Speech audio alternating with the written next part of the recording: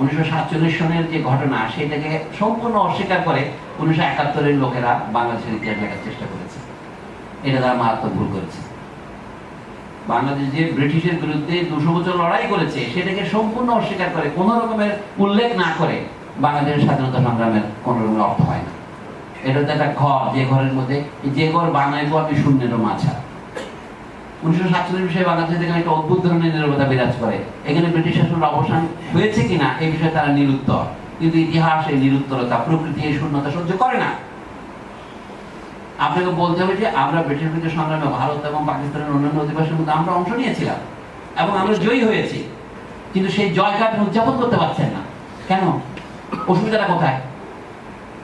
14ই August আমাদের প্রথম স্বাধীনতা দিবস ছিল।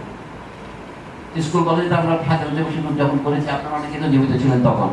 সেটাকে অস্বীকার করার মধ্যে এমন কি মাহাত্ম্য আছে? এটার মধ্যে দীনতা এবং ক্ষুদ্রতা ছাড়া কিছুই নেই। তারপরে একইভাবে আমরা 71 সালের যে স্বাধীনতা, সেই স্বাধীনতা দিবসের অস্বীকার করার মধ্যে দীনতা এবং ক্ষুদ্রতার কিছুই নেই। 24 সালে যে কাজ আমরা করেছি এটা হচ্ছে 47 এবং 71-এর স্বাধীনতাকে পূর্ণতা দেওয়ার জন্য আমরা এটা করেছি। আমরা তো করেছিলাম সাম্যের জন্য, এখনো সেটা অপূর্ণ রয়েছে। সেই লড়াই চলবে। ধন্যবাদ।